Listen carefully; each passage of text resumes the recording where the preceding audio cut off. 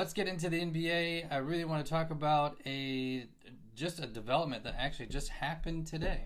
And that is, we addressed this earlier, that the NBA was looking at a brand new All-Star game format. We kind of described it. We weren't sure if they were going to go this direction. But the commissioner came out today and said, this is what we're going to do. So here's how it's laid out, just so we're all aware and on the same page. It's a 4-team, 3-game, 1-night tournament. So 3 teams of 8 All-Stars, and then 1 team, which is all the rising stars, so the younger players. First team, so the way that's going to work is when each team plays each other, it's a first team to 40 that will win. And here's where the pieces get a little interesting. So fans are still going to vote. Okay, so 50% of their vote is going to count. It's going to be 25% media vote and then 25% current player vote. So we pick what player goes to which team? No, we will pick which player goes to the All-Star game. Oh, okay. So 50% of the fan vote will be of who becomes an All-Star. Gotcha. So that's fair, and they've always done that, and I think that's good. So 25% will be media, 25% will be current player, and they will be voting. All right. But 24 players out of the player pool will then be selected based off of the selections from Shaquille O'Neal, Charles Barkley, and Kenny the Jet Smith. Hey, the announcement crew. Let's go. Now, we all love these guys. NBA Insiders is phenomenal. We love them. And I think they actually just got a new contract deal with ESPN, so they will not be leaving TNT. Well, they are going to leave TNT, but they're not going to disband. I think they're going to move to ESPN. We'll still see them. Hopefully. That's the plan. I mean, Barkley always talked about never working for ESPN, so I don't know if he will or not, but we'll see how that goes. So they're going to select the 8 players for each one of those teams, and then Candace Parker will be the lead for the Rising Stars. Okay? Here's my thing. I'm just going to make this one point. This doesn't solve the competitiveness in the game. Yeah. That's the biggest number one complaint, is that nobody is really competing on each side, and this doesn't really fix that problem. Yeah, it's just a different way of selecting the teams. Yeah, I mean, there's money involved, but there was money involved before, so that doesn't fix anything. I mean, I think I saw a stat that like 94% of the shots last game were 3-pointers or in the paint. So they were dunking or they were shooting from the 3-pointer. And I think the fans are just at a point to where, okay, we'll try this, but it's going to be up to the players to determine, are they going to go out on that court and be competitive and try to make something happen, make it entertaining for the viewers, because it's not entertaining at all right now, and it's almost becoming a big joke for any sport. Yeah, I almost feel like they should. I mean, we've talked about this before. You know, one theory that I personally really like is kind of what they do in the MLB, as far as whoever wins it. Yeah. You know, that's when you have it back to being East versus West. Yeah. Whoever wins it gets home field advantage in the finals. But maybe another way is to just be straight up with the NBA and say, hey, I'm not going to be playing 100%. Then take them out of the voting. Yeah. Only bring in players who are willing to go 100%. Like, I understand it's the NBA All-Star game, and so you want for all of the stars to be there. But if they're not playing like stars, then what is the point of it? Right. Maybe you have it to where it's freaking bench players who are all in the All-Star game, but they're actually going at it. It's the best 6-man of every team or whatever. Yeah. You know, I think a lot of people would agree they would much rather see that if it's going to be actual competitive basketball, rather than Steph Curry running down the court and then just falling to the ground. Yeah. Him just falling to the ground so Giannis Antetokounmpo can freaking slam it home. I mean, here's what I'm hoping happens. This is my hope. The rising stars are the younger players. They go out, and whenever they play one of these other 3 teams, they're busting their butts to try to win that game. I hope that's what happens, because they want to go out, they want to show out, they want to do well. I know everybody's trying not to get hurt, but you got to throw that out the window. I think you got to go out and play. And I think, To me, I think that's what happens, is that they go out, and then that will encourage the other people on the other teams to be like, oh, we need to step it up. We need to actually play. You would hope so. Yep. It's all happening in one night, so we'll see how that plays in. But it's going to be at Golden State Warriors Stadium in February. I don't know. I don't think it's necessarily solving the problem. I also don't know for sure. I don't think Shaq's going to be a coach and Barkley's going to be a coach. I think they're doing a selection of in-game coaches right now to then kind of be, selected to be the coaches of those teams. But I love the fact that they're picking them. But that does go back to what you said. It's not going to be East and West. I mean, there's going to be multiple players on multiple teams from both conferences. I don't know. I don't know, man. I know I'm going to sound old, but I miss the good old days. I miss the Kobe Bryant matching up against freaking the Lakers, or Allen Iverson matching up against freaking Kobe, where they're playing, they're seeing each other, and it legitimately feels like that Tupac Biggie, like that East versus West, like which side's better. Right. And even if back in those days they didn't really have something to play for necessarily, they still took it personal to represent their conference. Exactly. And their team, their city, everything. And we'll see what the other stuff's looking like. I mean, 3-point contest will always be the 3-point contest. What's the dunk contest going to look like? Right. In my opinion, the dunk contest hasn't been good since, like, Aaron Gordon and Zach LaVine were doing their crazy stuff. I go back to Vince Carter. Well, yeah. I mean, Vince Carter did some crazy stuff, but Zach LaVine was pretty awesome, yeah, too. that's true. And then the skills challenge, I mean, last year was just atrocious. So dumb. And, the fans aren't even excited to watch it when they're in the stadium, let alone us watching it at home. I mean, you could hear a pin drop when they get done with that thing. Nobody wants to clap because they pass it into a little hoop that has a net. And stupid. It's rough, but, if I know anything, Adam Silver will continue trying to play with it and continue trying to get his viewership up, which isn't doing too hot, but we'll talk about that here in a second. Yep. First, I want to talk about, right? Let me put on my tinfoil hat here. Okay. We should have made you one. Yep. LeBron James just missed 2 games, right? Over an 8-day absence from the team. Now, he's just come back. He's ready to play again. And the explanation, right, post him coming back, is that he had a foot problem, so he had left. He'd gone to one of his many mansions around the world to treat his foot over this week process. But I just have some questions, right? Just some questions. Fair questions, I would say. For starters, why was he not just listed as injured, right? Like every other player when they get hurt. Why was he not listed with a foot injury? Why did J.J. Redick say he doesn't know where LeBron James is, right? It was listed as personal reasons of why he was gone. Why would he leave the team for 8 days? Not showing up to practices, not showing up to team media, not being there at the actual games, at least sitting on the bench watching the other players play. Yep. I just have some questions. Is this, some type of special treatment for the GOAT? He's the only person in this league that can get away with something like this, to where they're like, go do you. If you tell us you're injured, we believe you. Go treat it yourself. Come back when you're ready. Or is it a cover-up?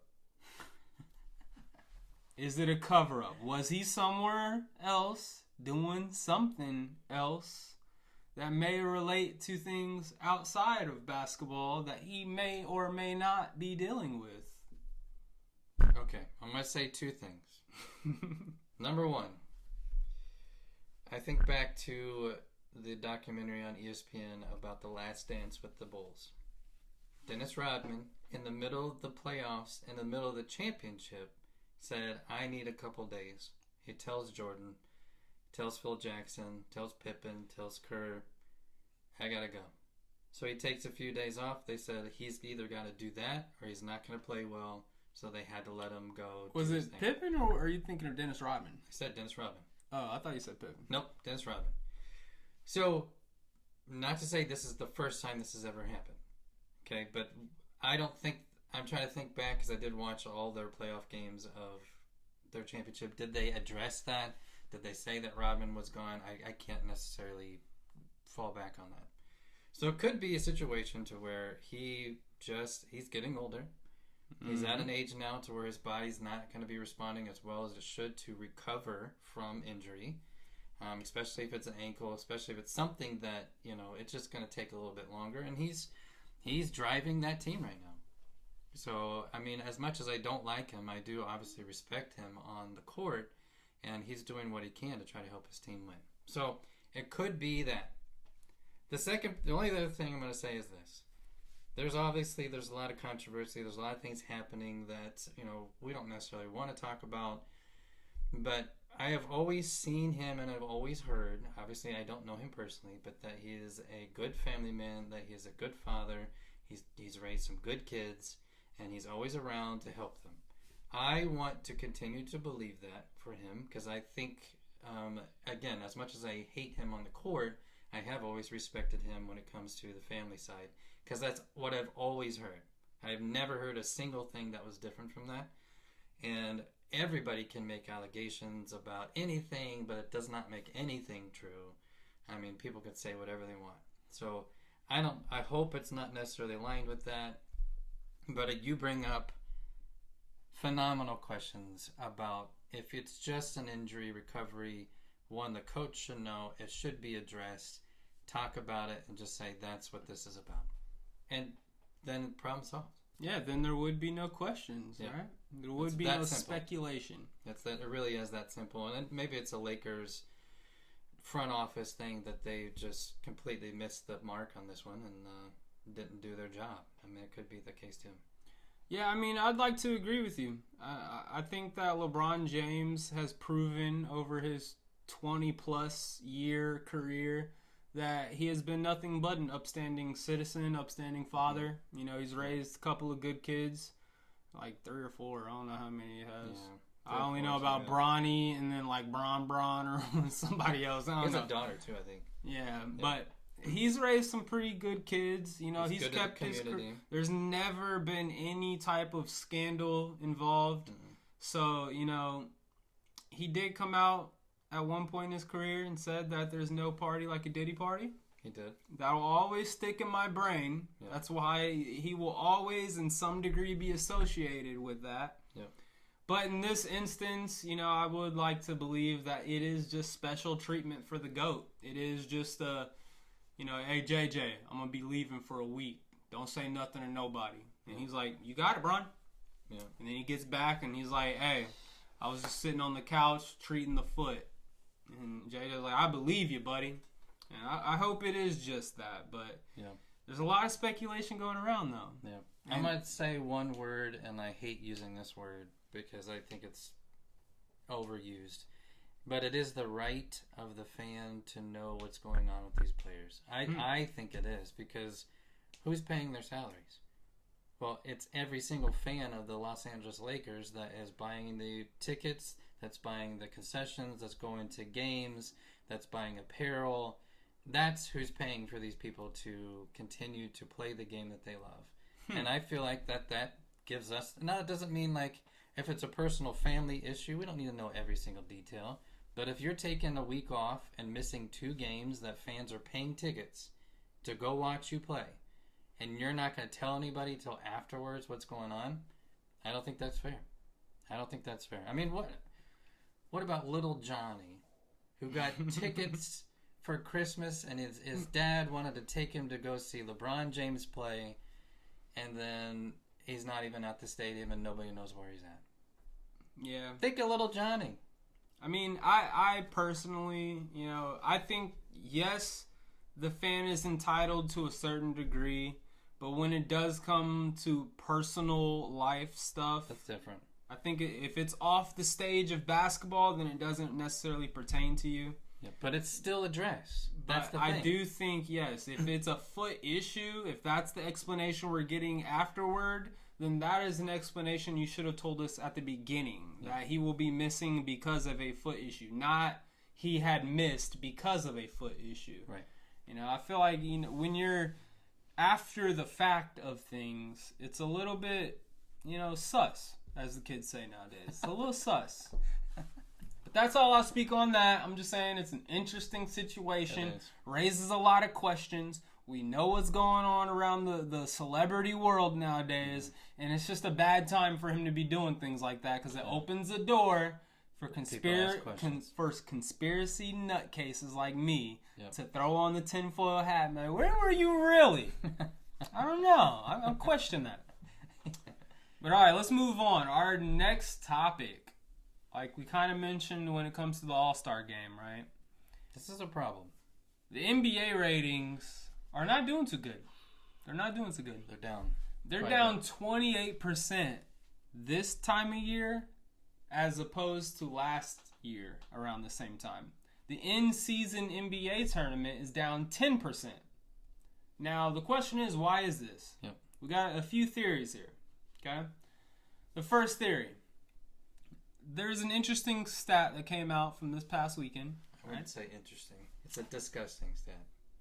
There were 2 NBA teams that set phenomenal records in the same weekend. Phenomenal records. The Hornets Bulls missed a record 75 three-pointers in a single game. 75. At the same time, the Warriors and the Mavericks made a record 48 three-pointers in a game. I mean, what do you make of those numbers? 75 threes. That's not even including the threes they made. So that means they shot more than 75 shots that were beyond the three-point line. Oh, 75 threes in a game. Now, listen, I will never put it against a team that is on a roll. So if you're hitting shots, the Celtics, we've seen them do it this year. We know that Steph Curry can do it. And the Warriors, we know that other Cavs can do it. If a team is in a flow and they're getting the shot, I don't want to hold that against them. So I'm not necessarily frustrated with the 48 threes between the Warriors and Mavs because what they were doing was working.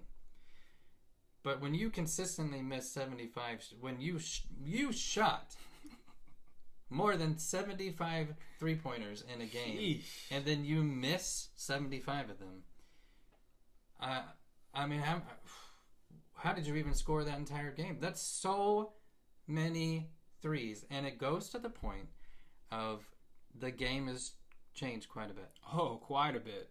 And there's a lot more focus of a shot behind the three-point line. And everybody can do it at this point. I mean, it's not. It used to be your shooting guard, your point guard, maybe your small forward might be able to hit that shot, but now it's across the board. Power forwards, maybe all not so 5, much, but your centers are even hitting three-pointers now. So I'm not against that side because I think it's a well-developed character. Like, I think it's good for every person on that court to be able to do anything. But man, it makes it hard to watch games when that's what we feel like they're doing because we saw the same thing in the All-Star game. Yeah. I mean, a couple of statistics that I want to throw out with this, right? I found that in the 80s and 90s, which was considered like the golden era of basketball, right? Teams averaged fewer than 10 three-pointers a game. In like separately, so I guess 20 three-pointers total in a game. Yeah. Is what they average fewer than. You have the Bulls and the Hornets missing 75. That's 3 times the amount. Take it a little bit further. Since 2010, the average number of three-point shots went from 18 a game to 35 a game. So that's 14 years worth, and it's doubled the amount of three-pointer shot. Now, I somewhat agree with your point that the NBA is evolving, and it is a little bit...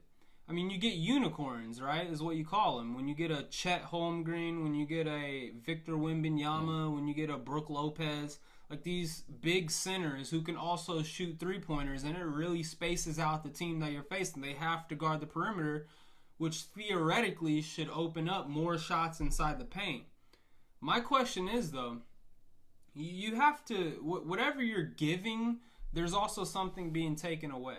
Yeah. Now, you go back to the Bulls of the late 80s, early 90s. Like, what did their team look like? You had Jordan slashing. You had Pippen slashing. You had Steve Kerr shooting. Yeah. You know, you had the big men being in the paint, getting the boards, posting up, getting rebounds and putbacks. Yeah, Rodman, Longley, Winnington. Yeah. Ron Harper was the one that just kind of drove the team. I mean, you had the team that you expect in the NBA to run a team. That's exactly what you look for. Yeah, and players like Rodman, as you mentioned, he's specific. I mean, he came out, I don't know any specific quote off the top of my head, but I'm sure he's been quoted multiple times of being in the mindset like, I know my role. I don't need to take 3-4 shots a game. Yeah. I'm just going to get the rebounds, pass it back out to Jordan. 20-plus rebounds a game is what his hope was.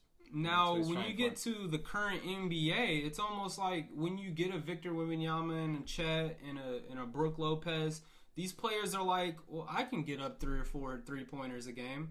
So that's what you're now giving, but what are you taking away? Those 3 or 4 that are going to the center that they are more likely to miss, because bigs are more likely to miss than guards are. Sure. Yep. You're now taking those shots away from the guards who specialize in this. Right. So, and like I said before, if you're now a 3-point specialist that's out on the perimeter, what does that mean for a guard? Well, that means if they're spacing out the entire floor and the lane's open, what are you doing now? You have the potential to make a 3. Right. You could pass it deep and you be open on the perimeter and they have to pass it out to you for a 3. But now since you were out on the perimeter, you have a choice to drive the lane. And, I mean, I don't know the statistics on that, but that's forcing a lot of these perimeter players to try to probably get better in the paint or, as you can see from the Hornets Bulls, throw up bad 3-pointers. Yeah. I mean, I think that it's going to be a give and a take. It's not going to be like, well, now everyone can shoot a 3-pointer, and so everyone's going to be making 3-pointers. Yeah. I think it's just going to take away from the specialist who thrive, like our Dennis Rodman, who thrived on getting rebounds and putting them back up, or passing them back out to an open shooter, or like your postman, or like your. I mean, I know Dirk Nowitzki could shoot 3s as well, but he was a post-up dude. You could pass it down to him, and he could get you a bucket. Yeah, and it's not to say that the defense in the paint has gotten any better to the point where people can't go and can't drive anymore. No. So you can't use that as an excuse to say, well, I'm just going to start, shooting up 3s because, well, I can't do anything in the paint. That does not happen. It actually has gotten worse in the paint because you can't foul every time. Every time you touch them. A little bit of touch, and then you can't do anything. And that's also not how it used to be. But you would think that if fouls are being called a little bit easier, that you would be more likely to drive the lane to draw the foul. So you can get the free throws. Yeah. I mean, absolutely. Interesting. So, I mean, that's one point of why ratings could be down. One theory. Is it because of how the game is played? Yep. A second one, which, let me throw back on my tinfoil hat again. All right? I guess it's not much conspiracy related because the NBA last year was blatantly political. Last several years, yes. Yeah. But it really ramped up as this election started coming way. I mean, every single commercial was vote. Your vote matters. Go vote. Which I know vote is more of it's apolitical. Across the board. Yeah. It's an apolitical terminology. You know, the Republicans and the Democrats both tell you, go vote, right? Yeah. But when you're an NBA that has Steve Kerr, Greg Popovich, Doc Rivers, people like Jaylen Brown, like LeBron James, pushing these specific agendas that I would say, now this is, I guess, more so opinionated, but I would say aligns a lot democratically. Wow. Yeah. Very much so. I mean, they weren't shy about it. They weren't at all. Now, when you're having those agendas from your premier stars of the league, and then you have the cutaway commercial that says, go vote, it's almost like, hey, these are all our beliefs. You know, this is what we think is going to be correct for our country. Now go vote. Like, it's kind of political. I would say that the NBA very blatantly was democratic last year. Sure. Obviously, as we saw with the last election, a majority of the voting population in America disagreed with who they were going for, as Kamala Harris lost horribly. And so, is this low rating kind of a sign that, hey, we're done with the NBA's BS, with all of the politics involved with this game that I love so much? Yeah. You know, could it be a telltale sign? Well, I think it's definitely possible. The majority, and I'm speaking for the majority of America here, which I'm allowed to do. The majority of America wants to turn on a game and see something competitive, and honestly, it's almost like watching a movie or watching a good show. It gets your mind on something that's not the chaos that's going around us. Yeah. And so sometimes we don't, I wouldn't say sometimes, the majority of the times we don't want to see that kind of stuff. It's not that, I will never hold it against Kerr, Popovich, Doc Rivers, anybody like that if they want to give their opinion. If you want to give it, I'm not against that. Like, I understand it, I get it, but the challenge is you just risk the attention of the person that's supposed to be pretty much paying for you to be there. Bill Burr's joke is one of my favorites. The base where he was on Conan O'Brien, he talks about baseball, and baseball, MLB started this stand up to cancer thing. So in between an inning, they would hold a sign of somebody that they knew either had cancer or had passed away from cancer because they were raising money for that. Bill Burr's joke is, there's a time and a place. Oh, God. He's like, what are you doing? He's like, I'm turning this game on to watch a game, and I'm not turning it on to find out who passed away from cancer. Oh man, okay, I don't necessarily agree with that. But basically, the concept is the same on the NBA side, where it's like people aren't turning it on to necessarily watch that. Right. So if you're wearing specific shirts, or you're like, the kneeling thing was a big thing. Yeah, kneeling, the Black Lives Matter, and my favorite one nowadays, every single commercial is we need a timeout on hate. Yeah. Hate is one of the biggest problems we face in America today. Yeah. Like, listen, okay, I understand hate is a real thing. There are people who can't feed their families. I don't want to get political here. I'm not picking sides, Democrat or Republican or whatever. But you come to watch a football game, a lot of people come to escape from the reality around them. Exactly. And for some people, hate is not the biggest problem in their life. Right. There is a lot of other a lot of problems that align politically in another manner than anti-hate stuff. So, yeah. And you also have to define what hate really is, because I disagree with you doesn't mean that I hate you. And I think that's where people pull it. Again, this is getting into a political conversation, so let's not go down that road, but basically, hate, that's all we hear, and the reality is the hate that we describe nowadays is offended. You're just offended because somebody doesn't think the same way that you do. So I don't know. So that could be a reason. So we have our first reason. Is it the play? Yeah. Second reason, is it political? People are just standing up against what the NBA believes in. Third one is it just simply because football season's in full swing? Doesn't help. Now, I just saw this statistic. ESPN Plus recorded its most watched college football season ever, with viewership up 58% and engagement, which I'm not really sure all of what that entails, but engagement is up 231%. I love that. And college football has been a storyline for sure this year. Every day. You have great teams losing. You have poor teams like Army, like IU doing fantastic. Right. You have the new 12-team playoff system where, it's not just 4 teams have a bidding. It's, can my team get in this year? Yeah. Like, that's what a lot of people are wondering. Yeah. And there, obviously, I also would like to mention that NCAA football came out this year, so that does help. There is a stronger connection between the fan base and the players on the field, to where I'll be straight up with you. Other than like the first round of draft picks in the NBA or in the NFL last year, I probably didn't know any other college football players. Yeah. And now since NCAA came out, I play NCAA a lot. There's a lot of players that I recognize from teams that aren't even in the top, getting drafted. Yeah. I played my first season with Ball State. Went 6 seasons with them. I know them like the back of my hand. Yeah. You know what I'm saying? Like there's a lot stronger connection to football nowadays. And so is that the reason why the NBA ratings are down? It's because we're just so invested in the football season. And does that mean that the NBA season ratings will pile up once football season's over? Yeah, could be. No, last year... I'm going to grab a beer real quick. Yeah, help yourself. So last year, This is an interesting stat. They showed the top 100 highest rated TV shows, or basically like things that were on TV at the time. So 100.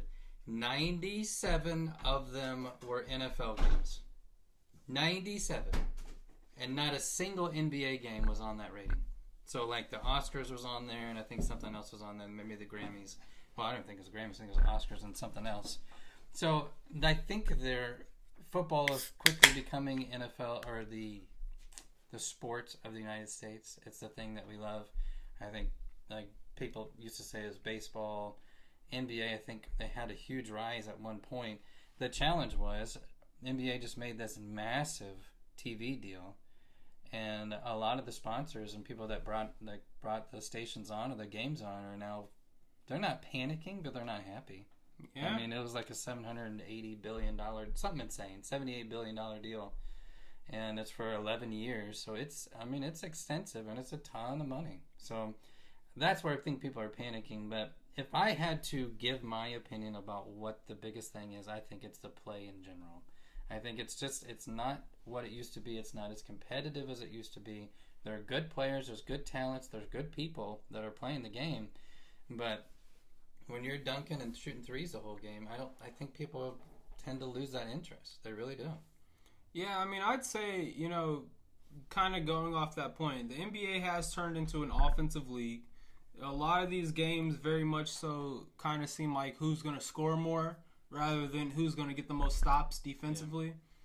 Now, that's one thing I've always loved about basketball. I remember back in my heyday when I was just starting to get involved with watching basketball and being an actual fan, one of the people that I really liked a lot was actually Tony Allen. Do you know who Tony Allen is? Mm-hmm. Yeah, not a lot of people know who Tony Allen is. Tony Allen was a defensive player of the year. He played for a lot of different teams, but his prime was with the Celtics. I gotta look him up, see what he looks like. I believe he was with the Grizzlies, too. Was like the 2 times when he was in the prime. But he was a player that would go out and he would guard your Kobe Bryants. He would guard your Tracy McGrady's, your Ray Allen or your Paul Pierce. Like, whoever the other player's star or the other team's star player was, he would be the one to guard them. And it was clamps all day. Now, I'm not saying we don't have those type of players nowadays. There's definitely some good defensive players. You got like Herbert Jones is a great one. Mm-hmm. You still have, if he ever plays, Kawhi Leonard involved in that conversation. Jimmy Butler's great defensively. Yeah. But all of these players that I'm mentioning are also, they're more like two-way players. They're also expected to put up 12, 15, 18 points or whatever. Yeah.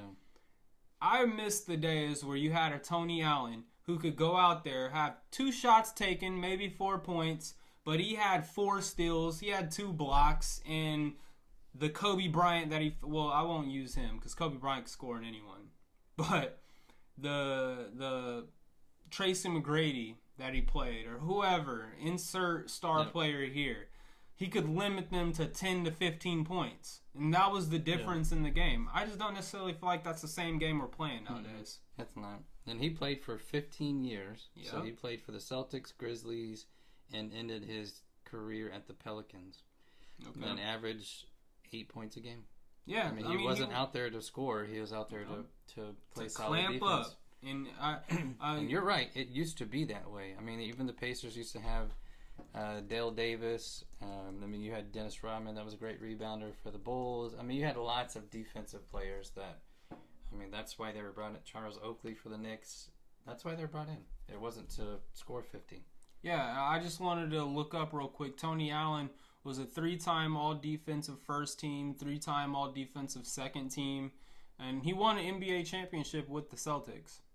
And so, I mean, he has a lot of other accolades that were in college too, but I mean, he was a dog defensively. And he was one of the players, like I said, he's probably not the best defensive player at that time. I was just getting into watching because he was really making his prime. I mean, the first time he won all defense second team was in 2011.